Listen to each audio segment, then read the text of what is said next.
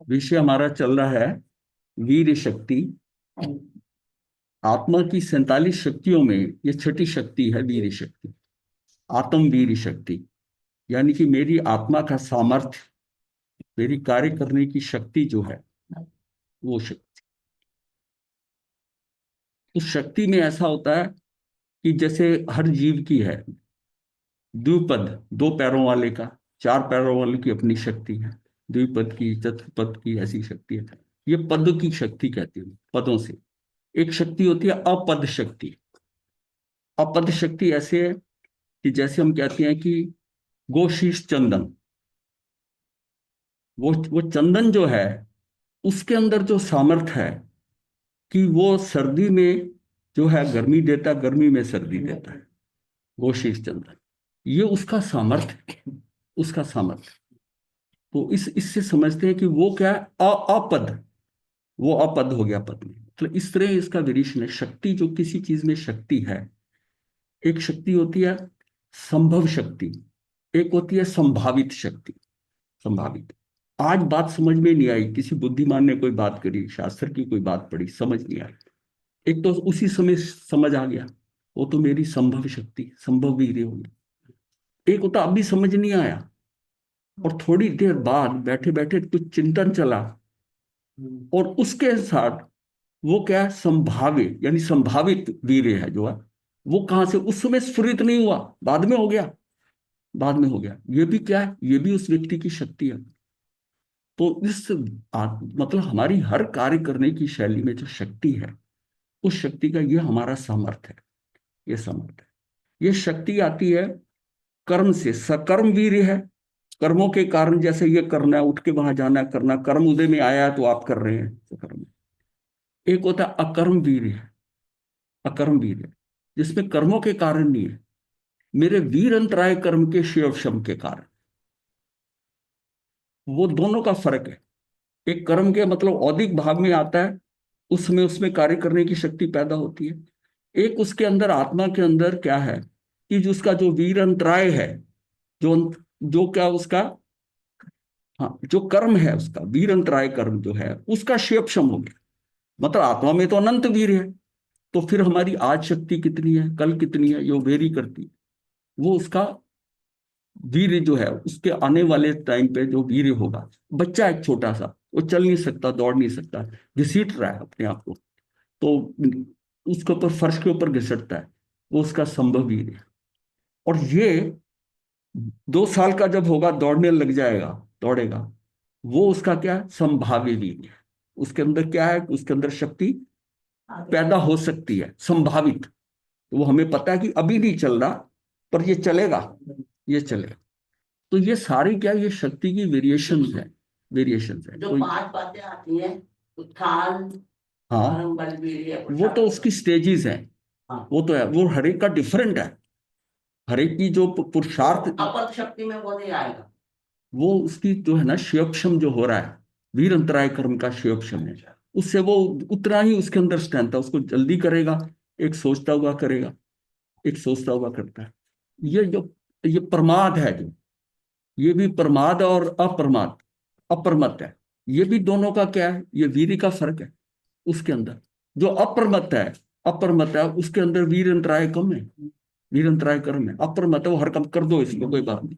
एक होता है कि उसमें काम से बचना चाहता है, वो बचना चाहता है, तो इसका ये कर्म है। मतलब हमारी जो कार्य करने की शैली है, सोचने की, करने की, मन की, वचन की, काया की, सबकी इतनी डिफरेंट है।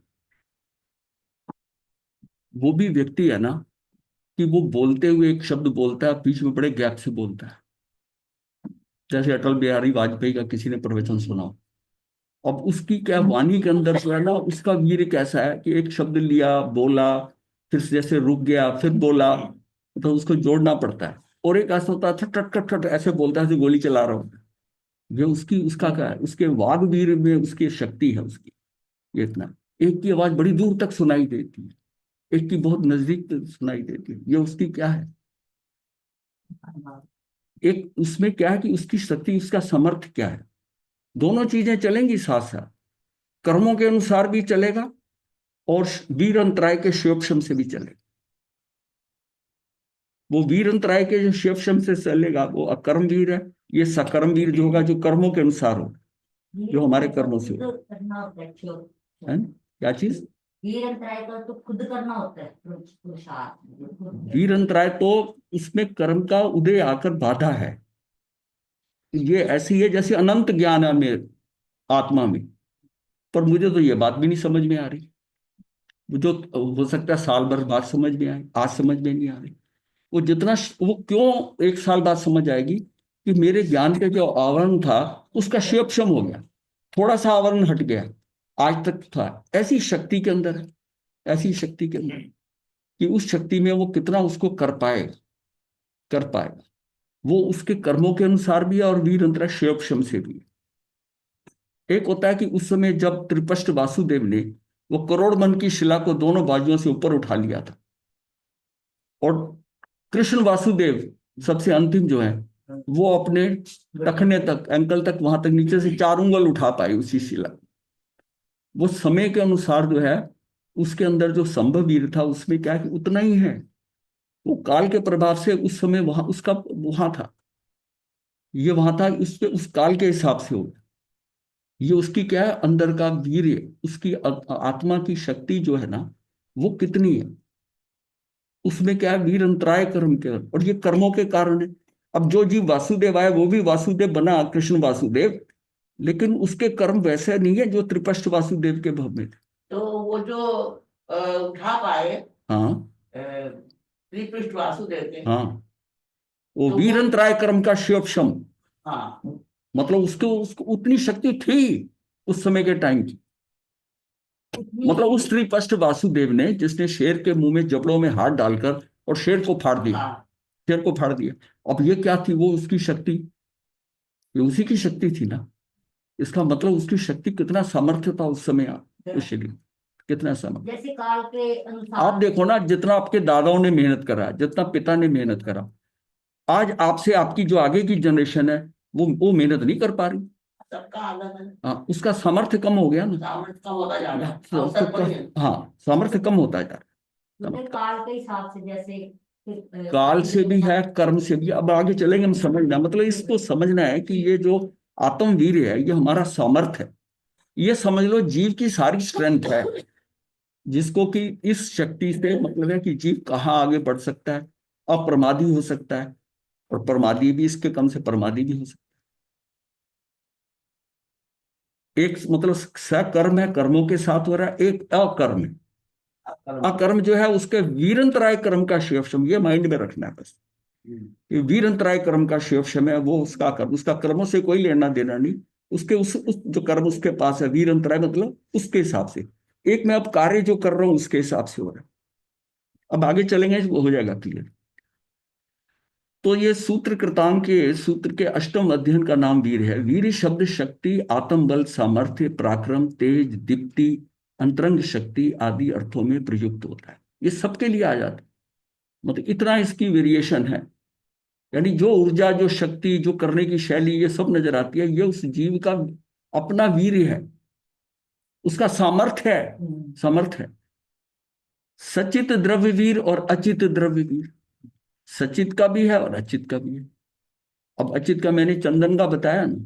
हाँ जी, हाँ, इसी तरह क्षेत्रवीर है, कालवीर है, भाववीर कहें। यहाँ भाववीर का निरूपण है। ये भाववीर ये क्या क्या है, मेरी जो अध्यात्म को जानने की शक्ति है ना, वो मेरा भाववीर है।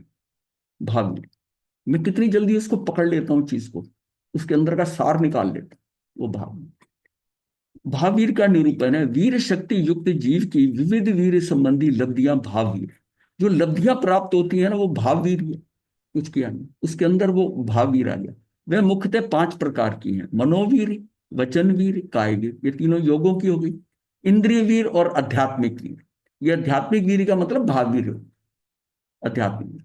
जीव अपनी योग्य शक्ति द्वारा मनोयोग पुद्गलों को मन के रूप में, भाषा योग पुद्गलों को भाषा के रूप में, काय योग पुद्गलों को काया के रूप में, और श्वासोश्वास के योग पुद्गलों को श्वासोश्वास के रूप में परिणित करता है। ये हमने डिस्कस करा हुआ है। 8 वर्गनाओं को जो है, जो 5 शरीर बनाती हैं, बाकी ये तब वह मनोवीर, वागवीर और कायवीर तथा इंद्रिय वीर कहलाता है। ये चारों ही वीर संभव वीर और संभावी वीर वीर के रूप में दो दो प्रकार के।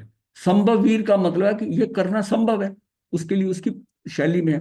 संभाविक है कि ये ऐसा कर सकता है, यानी कि ये जो होगा ये संभावित है। ये संभाव्य और संभावित वर्ड एक ही वर्ड है। ये संभव और संभाव्य, ये मतलब इसको संभावित से हम जल्दी समझ जाते हैं कि ये संभव है, ये संभावित है, ये आने वाले समय में कर लेगा, ये हो जाएगा, संभावित के रूप में। ये सबके इन्हीं मतलब इन चारों का, मनोवीर, वागवीर, कायवीर और इंद्रिय वीर, इसके चारों के दिए दो पोर्शन जो है, संभवीर भी चार हैं और संभावी वीर भी, दो दो भेद हो गए। अध्यात्मिक वीर आत्मा की आंतरिक शक्ति से उत्पन्न सात्विक बल है। ये आध्यात्मिक वीर जो है ना, आत्मा की आंतरिक शक्ति से संपन्न सात्विक बल है, उसका सात्विक बल है। आध्यात्मिक वीर अनेक प्रकार का होता है। ये वीर प्रवाद नामक तीसरे पूर्व, यानी कि दृष्टिवाद 14 पूर्व, दृष्टिवाद के 14 पूर्वों में से ये तीसरा पूर्व वीर प्रवाद है, में इसके अगणित प्रकार बताए गए इस वीर। और नियुक्तिकार ने आध्यात्मिक वीर के मुख्यतः 10 प्रकार बताए। नियुक्तिकारों ने उसके 10 मेल ले लिए, पर ये वीर तो अगणित है। मतलब जहां जहां आपका उपयोग लग रहा है, उसका कहता है मेरा उपयोग नहीं लगा, ये सारा क्या है, ये उस वीर की जिसका सामर्थ्य है, अपना सामर्थ्य। जबकि ओरिजिनली अनंत ज्ञान, अनंत दर्शन, अनंत सुख, अनंत वीर उसके अंदर फुल पैकेज है। तब भी उस जीव का किस किस गति में है, कैसे कैसे है, उसका वीर तो अलग अलग होगा ना। चींटी का अलग वीर होगा और हाथी का अलग होगा, ये उसका उसका उनका अलग अलग है। लेकिन एक हाथी में दूसरे हाथी से जो वीर डिफरेंस होगा वो भी अलग अलग होगा। ये भी अलग अलग है। द्विपद, चौपद, ये जो सारे डिफरेंस है, उसकी शक्ति अलग है। ये मान लो कि ये भी कर्मों के कारण, उसके नाम कर्म के कारण है, उसका वैसे ही ताकत है। तो ये जो 10 प्रकार बताए गए हैं, उसमें उद्यम उद्यम है, ज्ञानोपार्जन, तपशरण आदि में आंतरिक उत्साह। ये जो 10 प्रकार हैं आध्यात्मिक वीर के, जो भावे से अंदर के वीर हैं मेरे, किसी का कोई वीर बहुत हो सकता है, किसी का दूसरा हो सकता है। यानी एक व्यक्ति तप करने के अंदर बिल्कुल, मतलब उसको कुछ चिंता नहीं किसी की, वो इसके तप का ही भाग जाता है उसका, तो वो उसका उसका उसकी तपोबल क्या वीर है उसमें। तो इससे मतलब एक कैटेगरी ये है। उद्यम वीर क्या है कि ज्ञानोपार्जन, तपचरण आदि में आंतरिक उत्साह रहता है उसका। कहीं उसको पता चले कि यहाँ ज्ञान है, या यहाँ पर कोई चल रही कुछ ज्ञान मिल सकता है, वो उसको मौका नहीं छोड़ने को तैयार। और ऐसे भी लोग आते हैं जो जहाँ आके ठहरते हैं, वो इस क्लास में आते ही नहीं, अमल में इच्छा ही नहीं, आए हैं लेकिन वो ज्ञानोपार्जन का भाव नहीं। एक ऐसा व्यक्ति है, वो ये कहता है कि चल कुछ नहीं होगा, कुछ तो पल्ले पड़ेगा, जाके बैठते हैं खाली बैठे कमरे के अंदर, क्या करेंगे। तो वो उसके अंदर क्या है कि उसका उद्यम है, ज्ञानोपार्जन का भाव आता है, नहीं चले वहां सुने, महाराज आए हैं स्थानक के अंदर, प्रवचन सुनने जाएं, कुछ तो मिलेगा। एक कहते नहीं क्या जरूरत है जाने की, यहीं बैठे गाने सुन लेते हैं, थोड़ा आनंद हो जाएगा। उसकी सोच वैसी है, उसका उसका उद्यम ज्ञानोपार्जन में नहीं लग रहा, तब चरण आदि में उसका आंतरिक उत्साह नहीं है। धृति धृति क्या है, संयम और चित्त में स्थिरता लाती। ये जो धृति है ना, ये हमारे अंदर आत्मिक क्या है, ये मन की शक्ति है। चल आत्मिक मन की शक्ति धृति कहते हैं। जो हमारे मन उछल कूद करता है, उसको कंट्रोल करने के लिए धृति होती है। धृति मतलब मेरे अंदर, मेरे मन में ये भाव आता है, उसी समय भाव आता है नहीं ये नहीं करना, ये ऐसा ठीक, वो मेरी धृति पे डिपेंड करता है। ये मेरी मन की जो दौड़ है ना, मन की उछल कूद जो है, ये बड़ा चंचल है, इसको मन को बंदर कह देते। तो ये जो उछल कूद कर रहा है, उसको रोकता है। अब छोटा बच्चा है, वो उछल कूद, उसको मना भी करो शरारतें करता रहेगा, उछलता रहेगा, उठता रहेगा, अभी उसका कंट्रोल आया नहीं। जैसे जैसे बड़ा होता है, उसकी धृति, उसका कंट्रोल बढ़ता जाता है कि मुझे ऐसा नहीं करना, ऐसा नहीं, ये अच्छा नहीं लगता, ये ऐसा अच्छा नहीं, उसके अंदर धृति बढ़ती। धृति जो है ना, ये संयम और चित्त में स्थिरता ला। ये किसी में देखिए, कहीं में बहुत बड़ी उम्र हो जाएगी, तब भी आप देखोगे कि अस्थिरता है, स्थिर नहीं है, चंचलता है, ये उम्र के हिसाब से नहीं उसमें है, उसकी धृति कमजोर है, तो उसमें बात चंचलता रहेगी। धीरत्व, परिसरों और उपसर्गों के समय अविचलता, ये धीरत्व अंदर आ जाता है। ये धीरत्व कैसे है कि एक एक कोई परिचय आता है, वो हिल जाता है, परेशान हो जाता है, कैसे होगा। एक होता है कि वो जो उपसर्ग आ रहे हैं, परिचय आ रहे हैं, ये उसके अंदर जैसे कहते हैं ना धीर वीर है। धीर का मतलब यह है कि उनको सह सकता है। वीर जो होता है दूसरे के ऊपर उतनी ताकत से कर सकता है। धीर कौन सा है? धीर जो है जो खुद अपने आप को कंट्रोल कर सकता है। बाहर के उपसर्ग और जो भी आते हैं उससे वो परेशानी नहीं हो रही। वो उसको लगता है कि ज्यादा चिंता करने की जरूरत नहीं है, हो जाएगा, इसको मैनेज कर लेंगे, ठीक हो जाएगा। ये क्या धीरत्व है? धीरत्व है ये। सौंदर्य, सौंदर्य जो है ना, त्याग का उत्साह पूर्वक उच्च कोटि की भावना, त्याग, ये व्यक्ति के अंदर है कि त्याग करने का भाव आएगा ना, परवाह ही नहीं करेगा कि मेरा कुछ भी चला जाए, किसी की मदद करनी है, कुछ जाना है, कुछ भी अपना नुकसान हो जाए, वो उसके लिए कूद पड़ेगा उसमें, त्याग कर। उसको अपना नुकसान नहीं नजर आएगा, अपना नुकसान नहीं नजर आएगा उसमें। ये शक्ति क्या, ये भी मतलब ये 10 तरीके की, ये चौथी थी। पांचवी क्षमा बल, अपनी भूल को स्वीकार कर क्षमा की याचना करना, और अन्य की भूल को सहजता से स्वीकार कर अंतर मन से क्षमा करना। ये भी उसके अंदर की शक्ति है, क्षमा बल। ये हर एक में नहीं होती है। कई कईयों की बात है कि उसको जितना मर्जी कह दे, वो उसको क्षमा करने को तैयार नहीं, और क्षमा मांगने को भी तैयार नहीं होता। उसको अंदर से पता मेरी गलती हो गई है, पर क्षमा मानने को तैयार। और एक व्यक्ति जिसको पता मेरी भूल नहीं हुई है, तब भी उस बात को खत्म करने के लिए वो क्षमा मांग लेता है, ये बात खत्म, क्षमा मांग लेता है। ये उसका क्या है, क्षमा बल है। ये भी अंदर की स्ट्रेंथ है, क्षमा मांगने की और दूसरे को माफ करने की। तो कई तो गुरु जी, मान लो हमें, हम लोग सोचते हैं ना कि भी क्षमा मांगेंगे भी बात खत्म हो जाएगी, कई तो इसको ना कमजोरी समझने लग जाते हैं, इससे तो आदत ही पड़ गई, गलतियां वो करी उस इससे माफी मांग लिया। कमजोरी इसलिए कि उसमें ये ताकत कम है। जिसमें ये ताकत कम है वो उसके क्षमा बल को उसकी कमजोरी समझेगा। नहीं तो जो क्षमा मांगता है किसी बात के लिए, उसकी स्ट्रेंथ देखनी चाहिए कि इसमें ये ताकत है कि अपनी गलती करके अब क्षमा मांग रहा है, क्षमा मांग रहा है। उतना उतना उसका क्या है कि उसमें उसकी शक्ति है। गंभीर जो है, ये अद्भुत साहसिक और चमत्कारिक कार्य करने पर भी अहंकार ना आना, परिचय उपसर्गों में ना दबना, ये उसका क्या गंभीर, तो हर चीज को बहुत गंभीरता से लेता है, जल्दी भटकता नहीं है।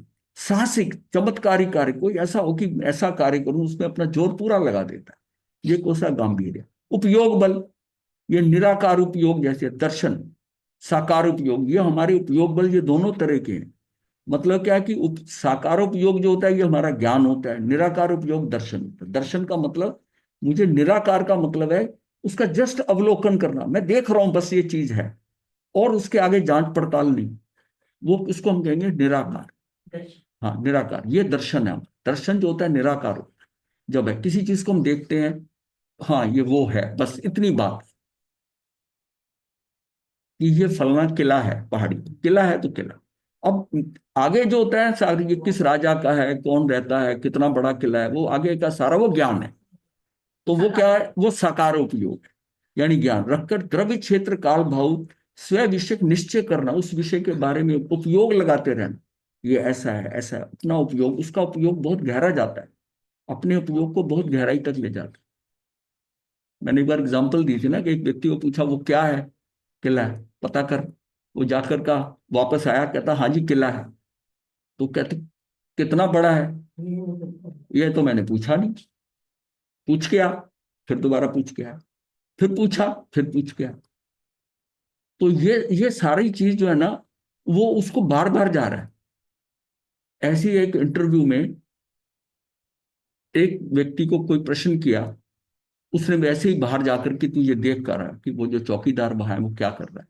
वो गया, वापस आया कि जी वो चौकीदार पहरे पे खड़ा है। तो उसने को क्या क्या कर रहा था वो, कह रहा ये तो मैंने ध्यान नहीं दिया, खड़ा देखा दूर से, मैं आ गया। कहता जाके आप पूछ गया। ऐसे वो 5 बार, वो 4 बार आया, उसको उसने रिजेक्ट कर दिया। वो कहता मुझे आपने कैसे रिजेक्ट कर दिया, जो कुछ आपने क्वेश्चन किए मैं सारी चीजें लेके आया, पूछ के आया, पूछ के आया। कहता अच्छा रुक, तू यहीं खड़ा। दूसरा कैंडिडेट बुलाया, उसको कहा कि जरा बाहर जो चौकीदार है उसके बारे में मुझे आके बता। वो वहां से आया, उसने सारी बातें बताई, चौकीदार, मैंने उसको बात करी, उसका नाम ये है, यहाँ से आता है, इतने साल हो गए इस कंपनी में है, ऐसा करके उसने एक बार जाकर सारी चीजें, उसने कहा ये फर्क है, ये इसको इसको मैं सिलेक्ट करूंगा, और तुझे जो है ना, तुझको स्पून फीडिंग करनी पड़ेगी, ये कर, फिर तू वहां जाएगा, फिर ये कर, ये कर। इसको एक बार कहा कि ये करना है, ये बाकी का काम अपनी आगे का वो करके आया, करके आया। ये भी उसकी शक्ति है। एक चीज को, ये उसका उपयोग बल, जब एक कार्य बताया गया तो उसको पूरा तह तक जाके करके आता। ये हमने आम लोगों में देखा कि ये बात जो है ना, ये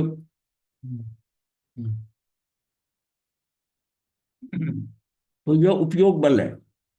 तो ये क्या है, निराकार उपयोग है। ये दोनों मतलब ज्ञान और दर्शन का उपयोग है। फिर है योग बल, ये मन वचन काया का व्यापार, ये जो बाहर जो हम क्रियाएं करते हैं, ये भी है योग बल भी। ये भी हमारे डिपेंड करता है मैं मन से। कोई लोग मन का विषय में जल्दी थक जाता है, एक मन को बड़ा सोचता है, विचारधारा में अच्छा है, काया से जल्दी थकता नहीं है, ये उसका योग बल है। योग बल है। जैसे ये हमारे 10 प्राण होते हैं, तो 10 प्राण के अंदर वो इंद्रिय के प्राण हो गए, लेकिन मन वचन काया का ना, इसको हम बल प्राण कहते हैं, क्योंकि ये बल, ये इसके अंदर काम करने की शैली है, ताकत है, ये बल प्राण है हमारे। ये तीन जो है बल प्राण है 10 प्राणों में से। ये योग बल मन वचन और काया से व्यापार कर, ये जो कार्य हो रहा है, ये योग बल है, योग लग रहा है। इसके बाद में आता है, 9वें पे आता है तपोबल। तपोबल 12 प्रकार के तप में पराक्रम करना, खेद रहित उत्साह पूर्वक तप कर, ये तपोबल। तप कोई और भी कर सकता है, पर अंदर से खिन्न हो रहा है, करना पड़ा, ये व्रत किया है, अंदर से वो शुदा वेदनी भी ज्यादा डिस्टर्ब कर रही है, तंग कर रही है, पारने का बार बार ध्यान आ रहा है, उसको बार बार कहता है कि वो बादाम भिगो दिए क्या, लौंग रख दिए क्या, ये है सुबह पारना करना, उसको रात को याद आ रही है। उसका तप का बल नहीं है, तपोबल। ये तपोबल का उसका मतलब 12 प्रकार के पराक्रम, खेद रहित, कोई खेद नहीं है, उत्साह पूर्वक तप करना, उसके अंदर तप करना, ये क्या है, उसका तपोबल। और फिर उसके बाद में आता है संयम में पराक्रम। संयम में ये 17 प्रकार के संयम का पालन, जो समाचारी है, जैसे नियम बने हुए हैं, उसमें तो मन में भाव क्या है, संयम में पराक्रम का मतलब कि संयम को निर्दोष पालो, मुझे निर्दोष पालना है, उसको निर्दोष रखने का जो है ना, वो पराक्रम करता है। ये जो होता है ना, जिसको हम कहते हैं संयम की आराधना करना। एक संयम पाल रहा है, एक संयम का आराधक है, मतलब उन सारे नियमों को जितने संयम की बताई हैं, जो बात है, उनको बड़े ध्यान से और उसका उसका पालन करता है। और कहीं मेरे में कोई दोष ना लग जाए किसी चीज का, वो जो जीव है ना, वो संयम का आराधक है।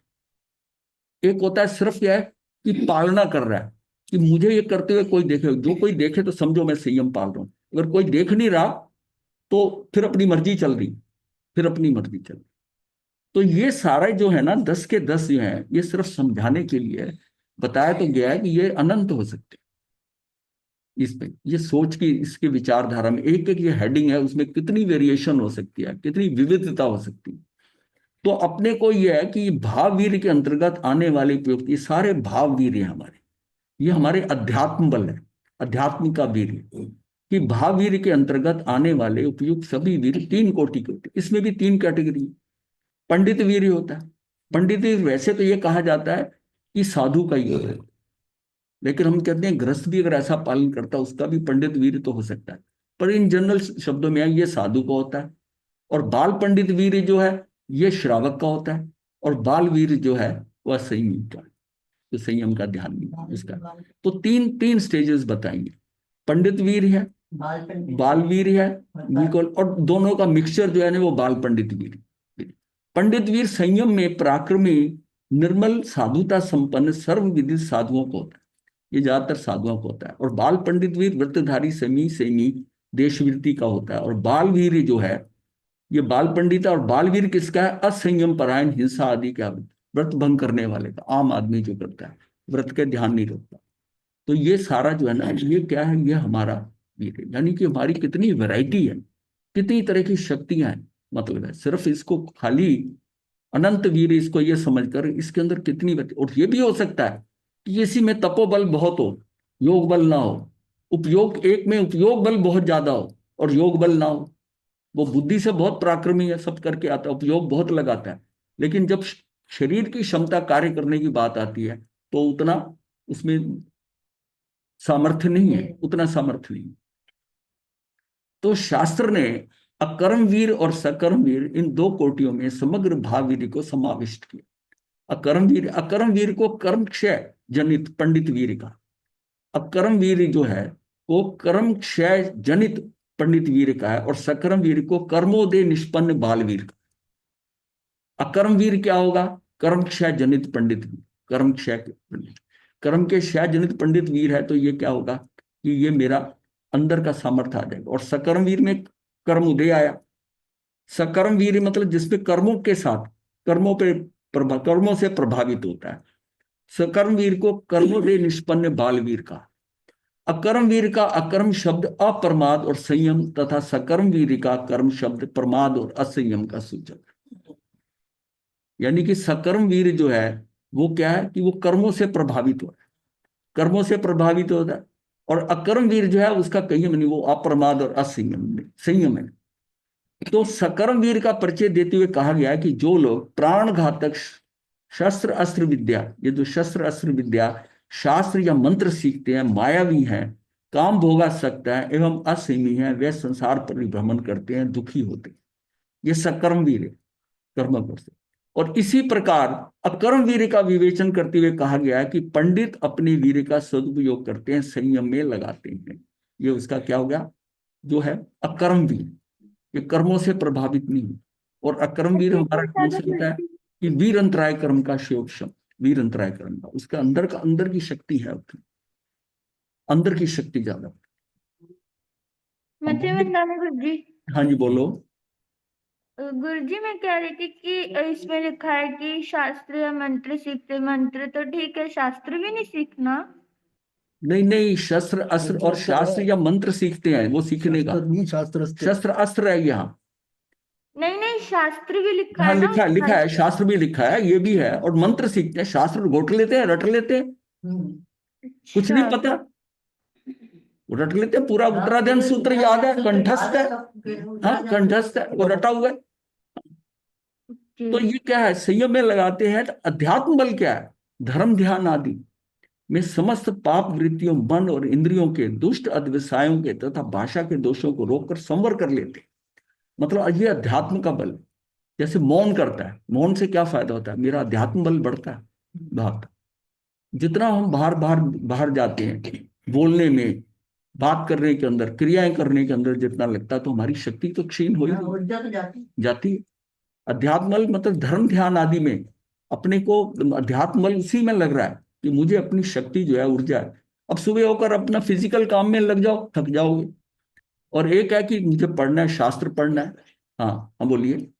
ये सकर्म वीर्य और अकर्म वीर्य जो परिभाषाएं आई है, हाँ तो सकर्म वीर्य में तो कर्म से प्रभावित होकर हाँ जो वो सक्रियता, हाँ फंक्शन, हाँ, जो भी जो activity कम करता करता है। हाँ जी, और अकर्म वीर्य है हाँ जब उसके वीर्यंतराय कर्म का शिरोक्षम हो रहा है, सक्षम होता है। तो वही। हमारे तो दोनों ही कर्म से प्रभावित।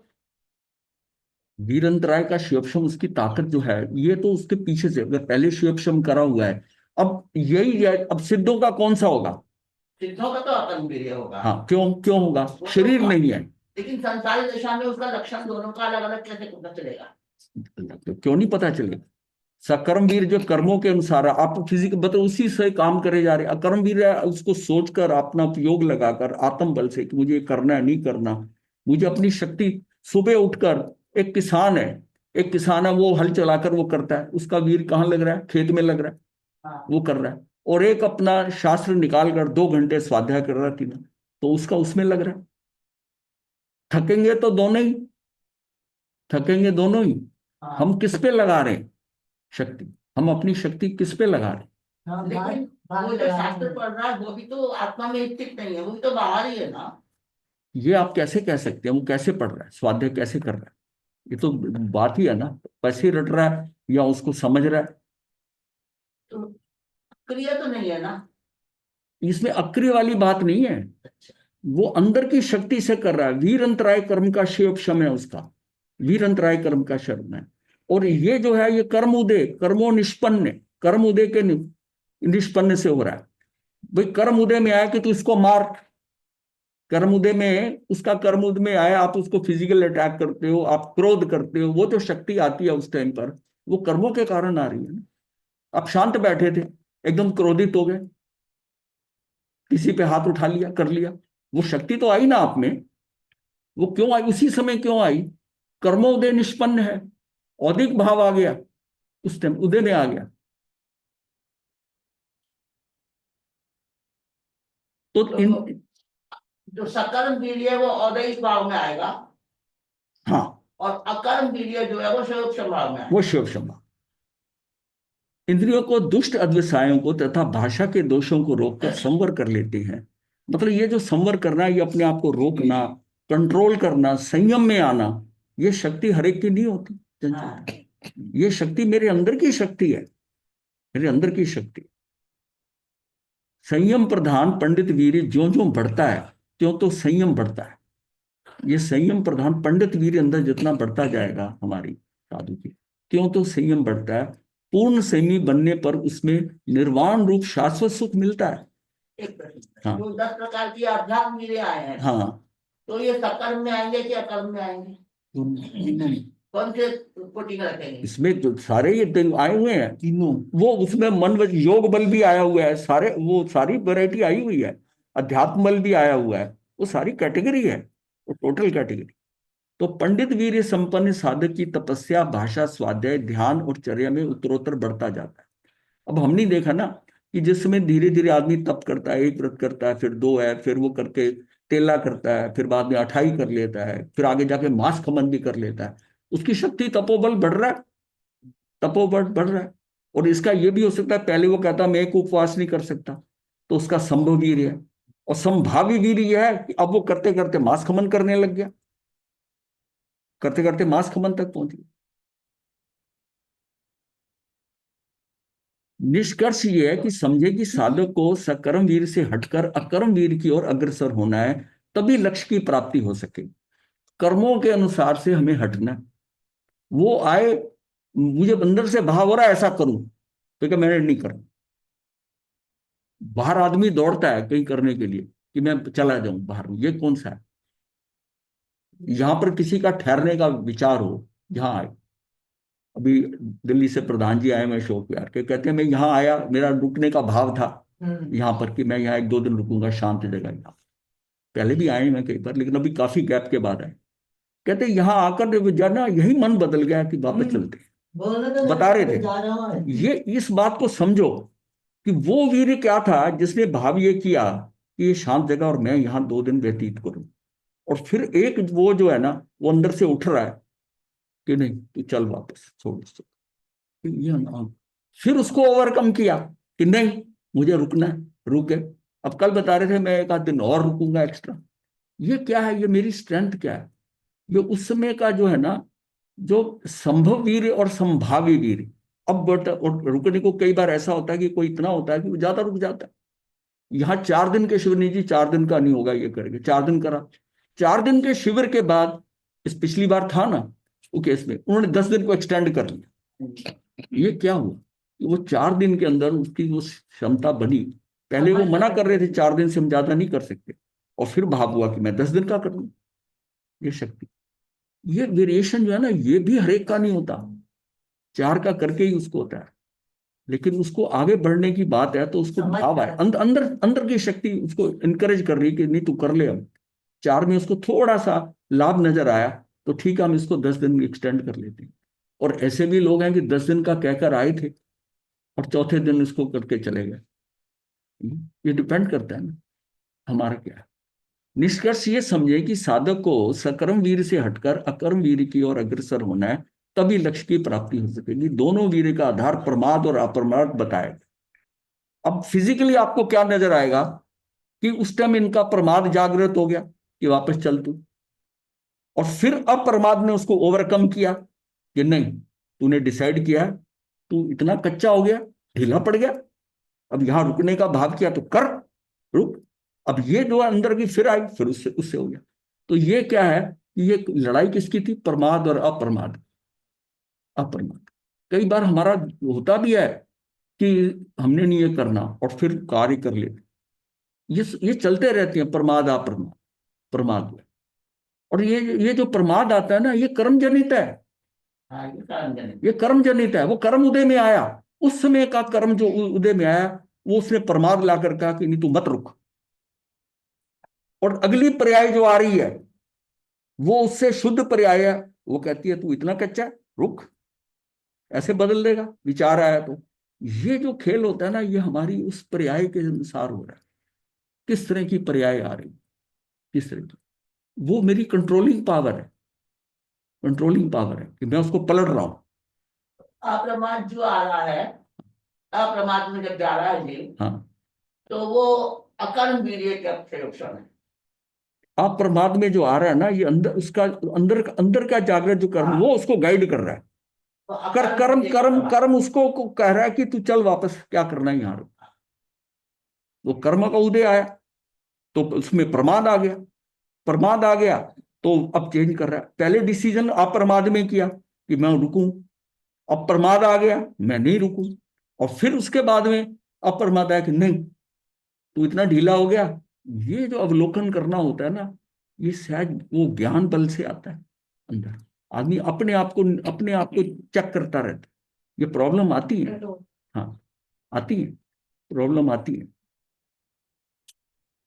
दोनों वीडियो का आधार प्रमाद और अप्रमाद बताया गया है। प्रमाद क्या है? भाव निद्रा, अर्थात एक प्रकार की बेहोशी, हितकर कार्यों का अनादर करना। पता है ये हितकर है, कि यहां रुकना हितकर है, पर उसका उस भाव को अनादर कर दिया। ऐसा उत्कृष्ट भाव बड़ी मुश्किल से आता है, और सोचे कि ये आया है और फिर मैं उसको रिजेक्ट कर दूं, तो ये क्या हुआ? ये मेरी प्रमाद होगी, भाव निद्रा। और अप्रमाद क्या है? ये अंतर जागरण है। इसको समझने के लिए प्रमाद अप्रमाद ये शब्द है, ये शब्द है भाई, तो हम बहुत यूज करते हैं, ये प्रमाद है मेरा या अप्रमाद है। इसको फील करने के लिए कि वो प्रमाद क्या है, वो मेरी भाव निद्रा है, मेरे अंदर की बेहोशी, बेहोशी से मुझे पता है ये सही है, पर फिर प्रमाद आ रहा है। उसको पता है कि सुबह जागना बहुत अच्छा है, सुबह सेहत के लिए बहुत अच्छा है, कुछ पढ़ाई करूंगा जल्दी याद होगा, और फिर होता है थोड़ा और सो ले, और सो ले, फिर सो जाता है, फिर जाकर और थोड़ी देर सो लेता हूँ, और थोड़ी देर कौन सी होती है, वो घंटे 2 घंटे निकल जाते, पता ही नहीं लगता कितना टाइम हाँ निकल गया।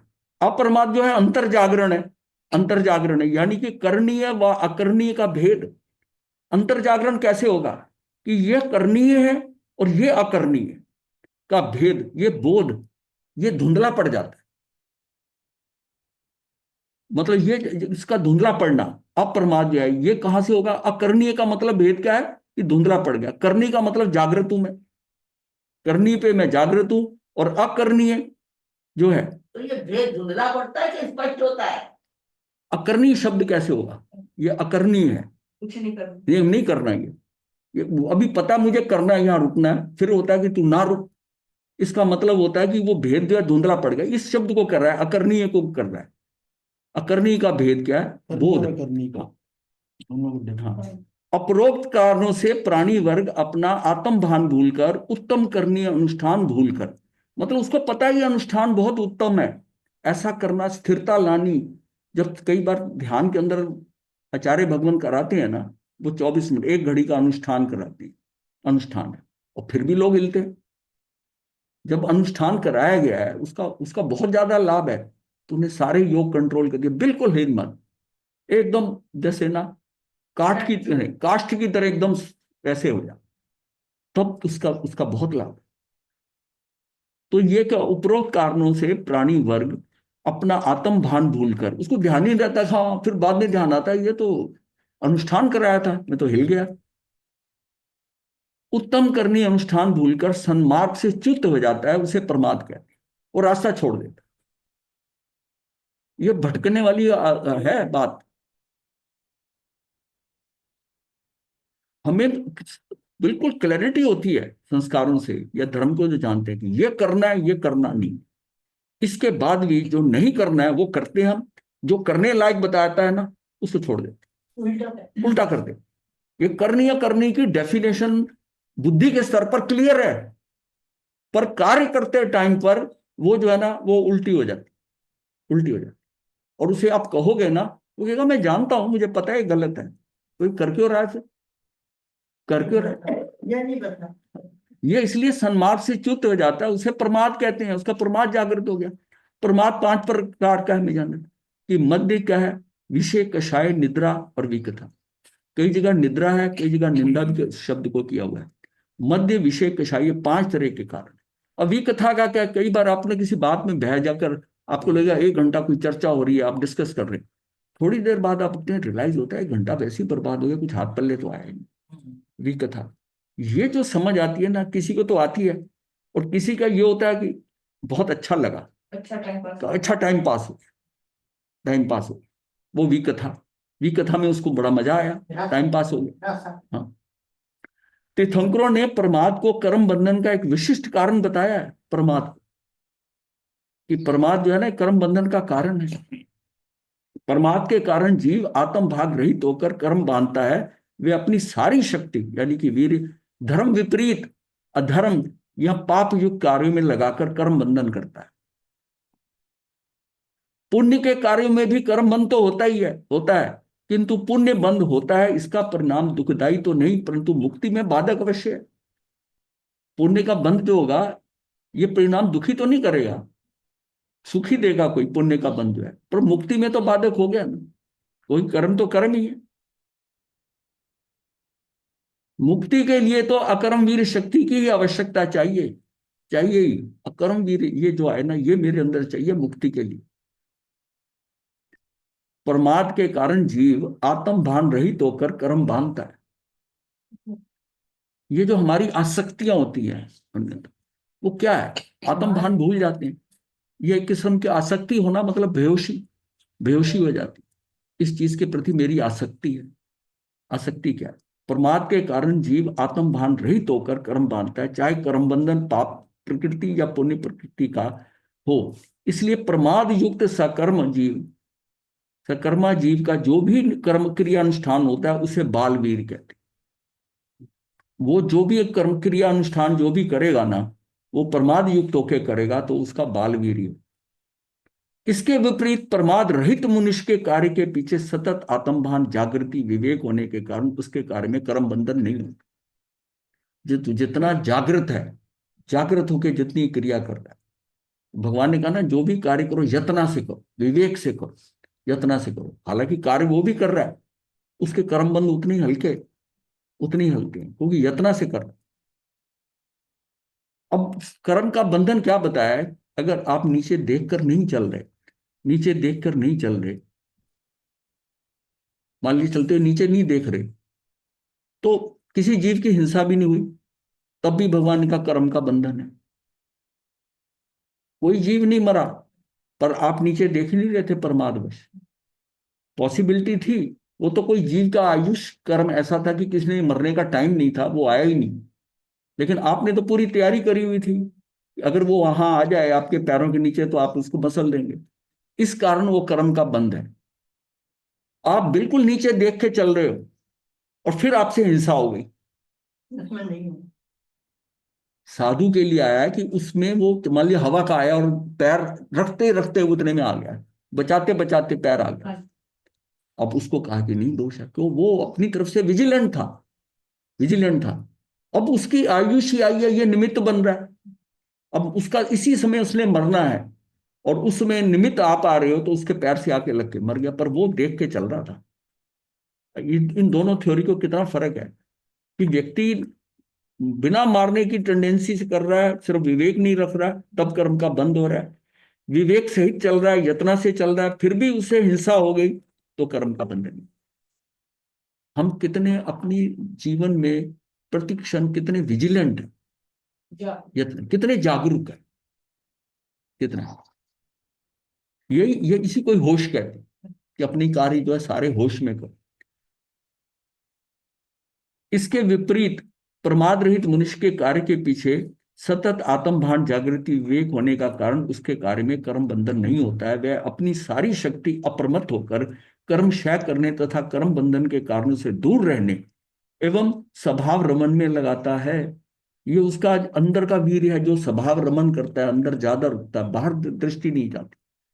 अब एक होता है अंदर दृष्टि रुकती ही नहीं है, मेरी शक्ति अंदर रुकने की ज्यादा नहीं है, मेरी बुधार है, ये देखो वो देखो, जो बाहर की दुनिया पौद्गलिक दुनिया उसमें बड़ा रस आ रहा है, अंदर अंधेरा नजर आता है, आंखें बंद करके सारा डर लगता डर लगता। डर ना भी लगे, पर अपने को आनंद नहीं आ रहा अंदर से, उसको ये समझना है कि मैं अपने स्वभाव में रमन करूंगा तो मेरा कार्य हो जाएगा, तो स्वभाव कर्म में लगाता है। इसलिए ऐसे अप्रमत्त एवं अकर्मा साधक के पराक्रम को पंडित वीर कहा है। निष्कर्षते बालवीर और पंडित वीर का मुख्य आधार क्रमशः प्रमाद और अप्रमाद, कि हम प्रमाद नहीं अप्रमाद। सूत्र कृतांग के अष्टम अध्ययन की गाथा क्रमांक 411, 412, 13 के अनुसार में से प्रथम गाथा 411 में सुधर्मा स्वामी जी ने प्रश्न किया भगवान महावीर द्वारा, उक्त दो प्रकार का वीर का स्वरूप है, मनुष्य का वीरत्व क्या है और किन कारणों और किन वीरों से वीर कहलाता है। और द्वितीय गाथा के 412 जो गाथा है में कहा है कि एकांत कर्म प्रयत्न से निष्पादित और अकर्म को वीर बताने वाले अन्य लोगों का मत प्रदर्शित करके इन्हीं दो कर्म अकर्म में से तीर्थंकरोक्त दृष्टि के कारण कार्य का उपचार करके, ये इसको हम ले लेंगे, टाइम हो गया है, कल यही से इसको लेंगे।